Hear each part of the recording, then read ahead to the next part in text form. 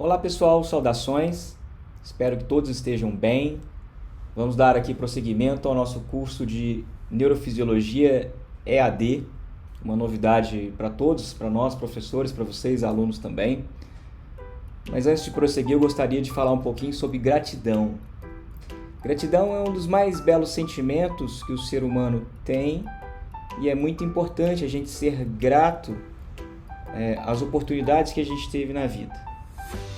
Eu sou extremamente grato à Faculdade de Ciências Médicas, em especial na fisiologia. Eu sou muito grato a um professor que eu vou apresentar a vocês agora, o professor Reinaldo Cieiro. Ele está dando aula em outras disciplinas da pós-graduação, mas ele foi professor de fisiologia por muito tempo. A aula de fisiologia da visão era algo que ele realizava. Então vejam como é a minha responsabilidade aqui neste momento. O professor Reinaldo foi o responsável por me orientar a fazer a residência em oftalmologia, especialidade que eu fiz. E eu gostaria de dedicar essa aula a ele, porque é muito importante, sabe, Reinaldo, ser grato àquelas pessoas que tanto cuidaram da gente quando precisamos.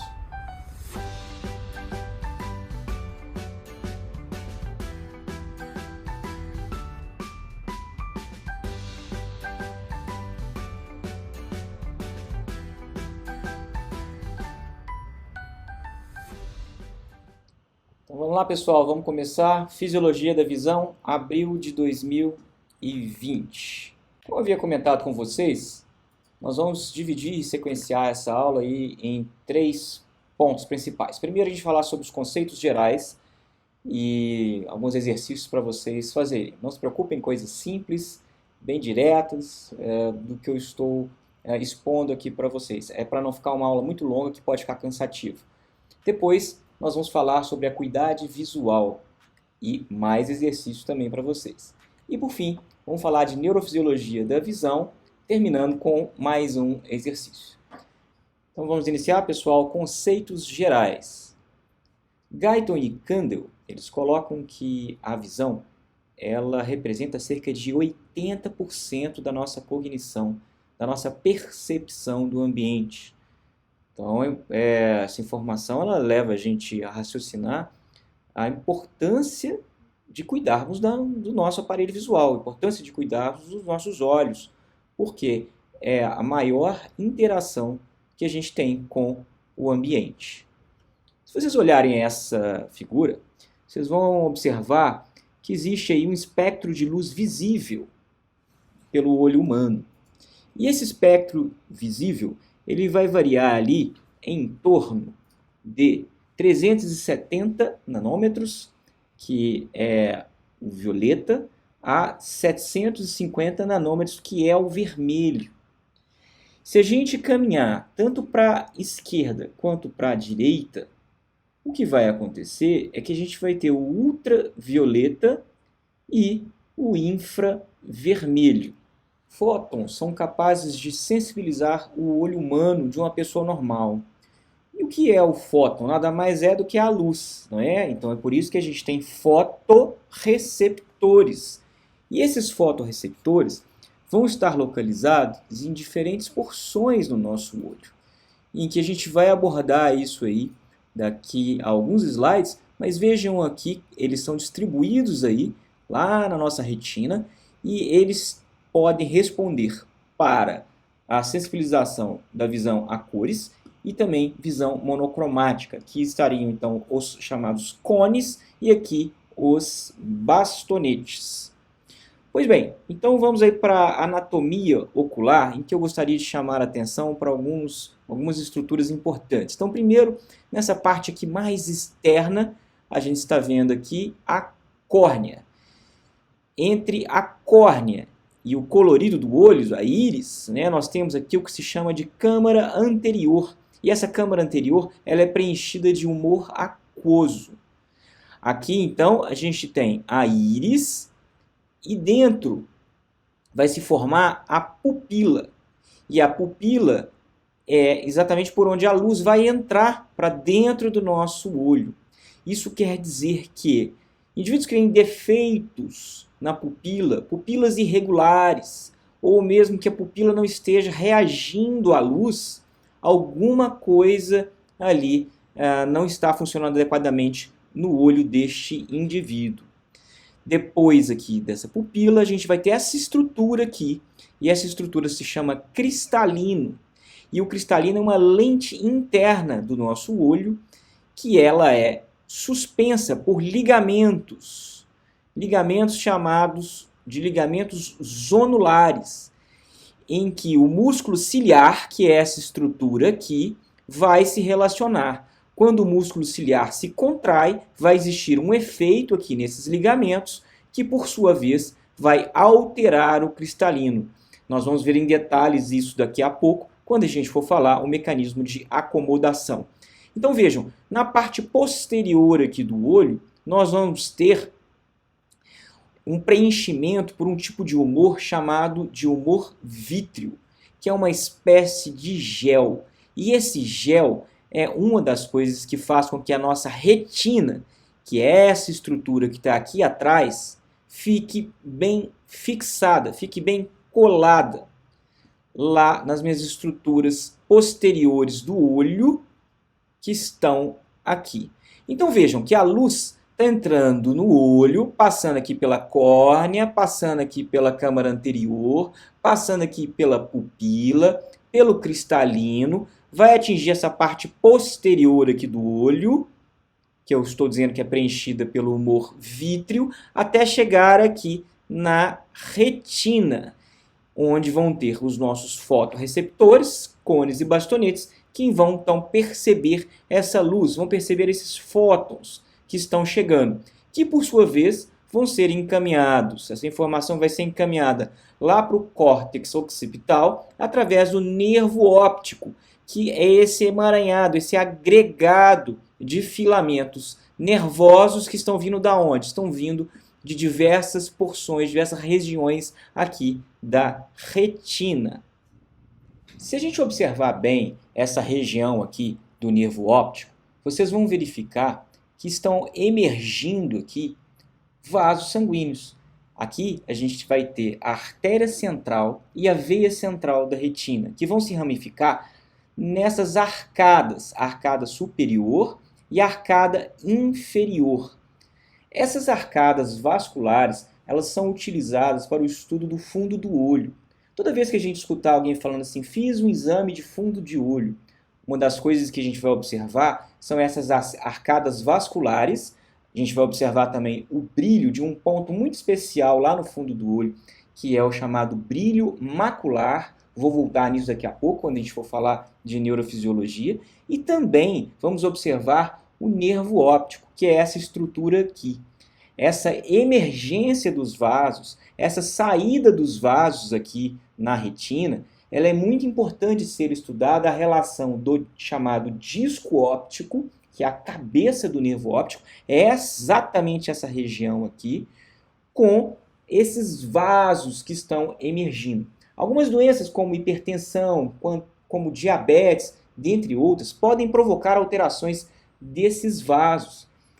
Nós vamos falar um pouquinho sobre isso no final dessa aula, mas vejam a importância da oftalmologia, vejam a importância de um bom exame de fundo de olho para a gente poder caracterizar adequadamente se determinada doença está em controle ou não, como eu dei o exemplo aqui agora da hipertensão ou diabetes. O que eu quero dizer com isso?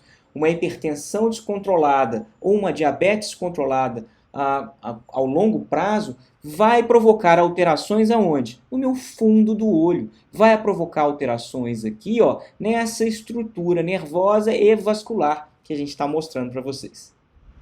Prosseguindo então a nossa explicação, vejam que agora a gente tem aqui um olho que está em corte, tá certo? E esse olho em corte mostra pra gente aqui a córnea, mostra aqui a íris, mostra aqui o músculo ciliar, aqui olha a zônula, né? E se relacionando com a cápsula do cristalino. Aqui é que eu expliquei agora há pouco a relação de que quando esse músculo ciliar aqui for acionado, essa tensão zonular vai se modificar. E quando ela se modificar, ela vai modificar essa estrutura aqui do cristalino, e é isso que vai determinar a acomodação.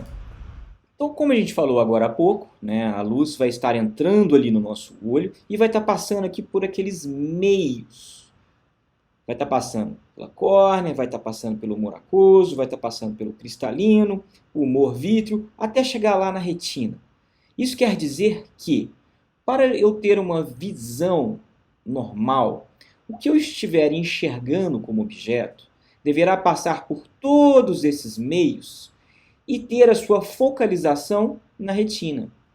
Caso contrário, se esse foco não estiver na retina, estiver muito antes dela, ou muito depois, ou estiver em planos distintos, nós vamos ter o que se chama de ametropia.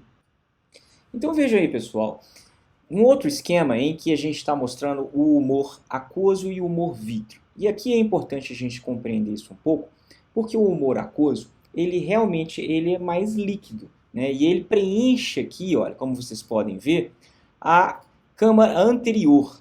Ele é produzido aqui, ó, no corpo ciliar.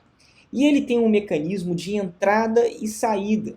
E se ele tem um mecanismo de entrada e saída, quer dizer então que isso aqui, gente, forma pressão.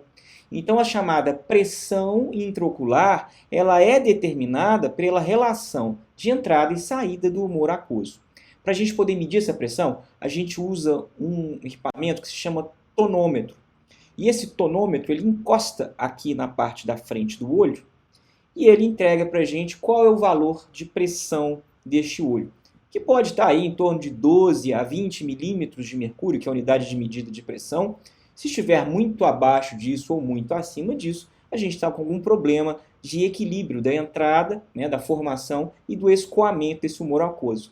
E uma doença que pode gerar aí aumento da pressão intraocular é o chamado glaucoma. Tá? É uma doença em que, se ele for chamado glaucoma primário de ângulo aberto, ele não vai doer, a pressão do olho da pessoa vai estar aumentada e com o tempo você pode ter repercussões lá atrás no nervo óptico, como a gente falou agora há pouco.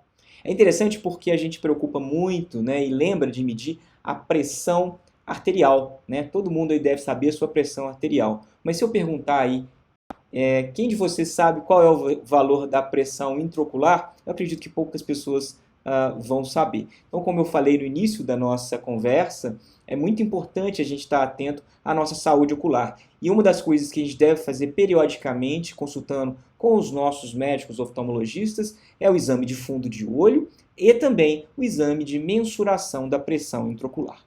Aqui para trás, pessoal, a gente tem o humor vítreo, como eu falei com vocês, e ele é uma espécie de gel. A consistência dele ela é um gel. Vejam que esses meios eles devem ser transparentes, porque se esses meios não forem transparentes, o que vai acontecer com a luz? Ela vai entrar e ela vai ter algum tipo de problema e não vai chegar adequadamente lá na retina. Bom, então, como a gente falou agora há pouco, se a luz vai passar por esses meios, é importante a gente conhecer um conceito que é o conceito de índice refrativo. E o índice refrativo, ele reflete um valor que os raios de luz têm quando eles atravessam os meios. No caso, quando os raios de luz atravessam o ar, a velocidade de 300 mil km por segundo, o índice refrativo do ar vai ser 1. Porém, ele, quando atravessa sólidos transparentes ou líquidos, esse índice refrativo ele vai se modificar. Se a luz, por exemplo, atravessa um vidro, que neste vidro a velocidade se altera mais lenta para 200 mil km por hora, o que vai acontecer? Teremos que dividir a velocidade dessa passagem da luz no ar por aquele objeto, 200 mil, né? 300 mil dividido por 200 mil, teremos então 1,50, que vai ser o chamado índice refrativo da luz naquele tipo de vidro ali que está passando. Se a gente trouxer então esse raciocínio para o que a gente está conversando, a entrada da luz aqui no olho, nós vamos ter diferentes índices para as passagens da luz nas nossas estruturas humanas. Então, por exemplo, quando a luz passa aqui na córnea, o índice dela é 1,38. Quando ela passa no humor aquoso, é 1,33. Quando passa no cristalino, pessoal, é 1,40. E quando passa no humor vítreo, é 1,34. Vejam lá, então, mais aqui uma ilustração do objeto que está sendo visto, né? Então, essa luz está entrando aqui no olho, vai passar pela córnea, humor aquoso, cristalino, humor vítreo, até que essa imagem seja formada lá na retina. Lembrando que, por que estamos falando do índice refrativo? É porque algumas doenças, pessoal, algumas doenças têm a capacidade de fazer a mudança do índice refrativo. E aqui eu gostaria de chamar a atenção de uma doença que é muito comum, que é a diabetes mellitus, tá? Muito comum no Brasil. E essa doença, quando ela está em descontrole, ela vai alterar esse índice refrativo do humor aquoso. Por quê? Porque a glicose vai começar a subir nessa pessoa e essas partículas de glicose vão mudar esse índice refrativo. E sabe o que acontece com a pessoa? Ela vai experimentar uma espécie de miopização. Sim, a visão dela vai ficar equivalente a uma visão de um míope. E o que esses pacientes vão dizer para a gente é que eles não estão enxergando de longe. Se a gente não proceder com uma conversa adequada, uma anamnese adequada, para saber se esse paciente, primeiro, né, se tem o diagnóstico de diabetes mesmo, e segundo, se ele está em controle adequado, o que vai acontecer, se a gente fizer um exame refracional nesse paciente, é que a gente vai acabar prescrevendo uma lente corretiva para uma miopia que, na verdade, não existe, porque o que está ocorrendo, na verdade, vai ser a alteração do índice refracional determinada aí pela diabetes. Então vejam, aqui é um exame oftalmológico, a lâmpada de Fenda, um exame biomicroscópico, e é assim que a gente analisa as estruturas anteriores aqui do olho. Vejam, isso aqui é a incidência do feixe de luz. A gente faz um exame e essa luz ela vai entrar em uma espécie de corte. Então a gente vai ver uma primeira incidência aqui e uma segunda incidência aqui. E com isso, esse corte de luz que vocês estão vendo, a gente consegue estudar essa estrutura anterior aí do olho, né? Dá para a gente estudar a córnea, as camadas da córnea, o humor aquoso, está tudo bem. Se a pupila está respondendo à luz, né? Se a íris ela está com seu trofismo preservado, né? Se está respondendo adequadamente aos estímulos luminosos, aos estímulos de fótons que nós estamos promovendo. Como a gente disse algumas vezes, então, a luz vai sair lá do meio externo e vai passar por diversas estruturas até chegar lá na retina, nos seus fotorreceptores. E é importante a gente entender que de todas aquelas estruturas, as estruturas que têm poder refracional, poder dióptrico, né? Não estou falando aqui de índice refrativo, estou falando agora de poder dióptrico, é a córnea, de 40 a 45 dioptrias, e o cristalino, que tem a chamada capacidade de acomodação de 12 a 14 dioptrias. Então, aqui a córnea, 40 a 45 dioptrias, e aqui temos, então, o cristalino, 12 a 14 dioptrias de capacidade de acomodação. Vejam, então, que para a gente ter uma emetropia, a visão, né, o que a gente está enxergando, tem que estar aonde? Tem que estar lá na retina, incidindo na retina. Caso contrário, a gente vai ter uma condição que não vai se chamar emetropia, ela vai se chamar ametropia. São os chamados vícios refracionais. Temos aqui o exemplo de 3, né? Temos o exemplo aqui de uma miopia, vejam a imagem sendo formada aqui antes da retina, e temos aqui a hipermetropia, temos a imagem sendo formada posterior ali da minha retina. E como é que a gente faz, então, por exemplo, com uma hipermetropia? Vejam aqui esse olho, a imagem está sendo formada posterior ali à retina, e o que a gente vai fazer para corrigir isso é acrescentar uma lente positiva, uma lente esférica positiva. Por quê? Esse olho vai ganhar poder, esse olho vai ganhar força, vai trazer esse foco, então, que está lá de trás para a retina. Então, vejam, Aqui a gente tem a, né, que para corrigir a hipermetropia, a gente vai precisar de uma lente esférica convergente ou uma lente esférica positiva, para que a gente então faça a correção aí desta hipermetropia. Agora, uma outra condição é a miopia. Vejam aqui neste olho que a imagem está sendo formada antes de onde ela deveria ter sido formada, que é aqui na retina. Para corrigir isso, a gente vai utilizar uma lente esférica divergente, que é uma lente negativa. E isso vai fazer com que a imagem que estava sendo formada aqui, porque esse olho tem muito poder, tem muita força. Normalmente, vocês podem observar que as pessoas que são míopes, essas pessoas têm olhos às vezes um pouco maiores. São olhos com muito poder dióptrico.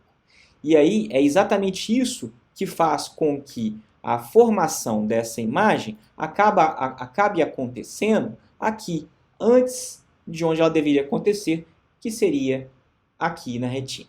Pois bem, se a gente está falando aqui das ametropias, a gente falou da miopia, falamos da hipermetropia e agora a gente tem que falar do astigmatismo. E aqui eu gostaria de tentar fazer aqui um pequeno desenho com vocês. Vou aqui testar essa nova ferramenta aqui, que vai ser a nossa canetinha. Vocês estão vendo que se a gente estava falando antes que a imagem estava formando antes da retina e depois da retina, aqui no astigmatismo, o que vai acontecer é que dois planos serão afetados. Eu vou tentar desenhar aqui para vocês para poder explicar isso aqui melhor. Então vejam lá, vou desenhar aqui um olho, tá bom? Finja que isso aqui está bem redondinho. E aqui, gente, a gente teria um chamado meridiano. Então vamos imaginar que isso aqui está lá na frente do olho, a córnea.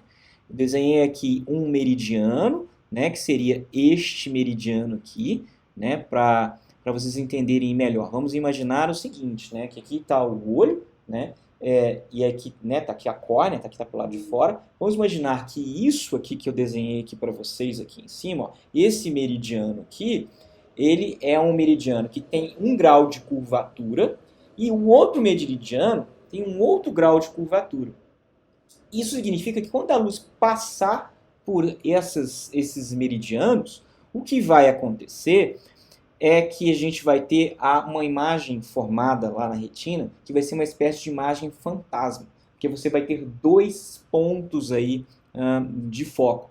Então, vou focar um pouquinho mais aqui nesse desenho novamente, que eu gostaria de insistir um pouco nisso, mas o que eu estou querendo dizer é que esse meridiano de cá, ele vai ser de um tamanho, né, diferente desse meridiano do lado de cá, e o resultado disso não é bom, porque vai formar essa imagem aqui que vocês estão vendo, que é uma imagem fantasma, né? Vocês estão olhando aqui para essa ponte, vejam, ela está dobrada. Vejam como é a visão de uma pessoa normal, tem emetropia, né? A visão normal aqui de alguém. Ela é desse jeito. Vejam lá um astigmatismo, o que ele faz, né? Ele transforma a imagem fantasma. E essa imagem fantasma, muitas vezes é relatada, sabe quando? À noite, na hora que a pessoa vai dirigir. Aqui, ó, às vezes, pessoa de visão normal, vejam lá, estão enxergando lá as luzes, os carros, as placas. Quem tem o astigmatismo, pessoal, começa a enxergar assim. Então, muitas vezes, o diagnóstico de astigmatismo, você sabe que hora ele aparece? No final do dia, na hora que a pessoa está indo para casa e ela vai dirigir, às vezes está até cansada, começa a olhar para as luzes dos carros e o que ela começa a observar? Ela começa a observar isso aqui, ó, esses pontos, que são pontos fantasmas. Fala assim, uai, por que essas luzes estão assim? Possivelmente está aparecendo ali um astigmatismo que não havia sido notado ali por algumas razões em momentos anteriores. Pois bem, então como que a gente vai fazer a correção do astigmatismo? Porque a gente falou até então que a gente corrigiria a miopia com uma lente esférica divergente e a hipermetropia com uma lente esférica convergente. Então a gente estava falando de lentes negativas para corrigir a miopia, lente positiva para corrigir a hipermetropia. Mas aqui, no astigmatismo, a gente vai precisar de uma lente bastante especial. E essa lente bastante especial era uma lente que ela é chamada de lente cilíndrica. E o que essa lente vai fazer? Essa lente vai corrigir essa distorção, essa aberração que existe, né, essa aberração aqui na córnea, por exemplo, né, ela vai corrigir essa aberração nos dois planos, dos meridianos que eu expliquei para vocês lá, fazendo com que a imagem vá para a retina e se forme em apenas um ponto. Então, ou seja, ao invés dela ficar aqui se formando neste ponto e neste ponto, com a lente chamada de lente cilíndrica, nós vamos colocar essa imagem focando ali na retina, e isso é a correção aí da ametropia, conhecida como astigmatismo. Pois bem, terminamos então agora essa primeira etapa de conceitos gerais, e eu gostaria que vocês fizessem esse curto exercício que eu coloquei para vocês.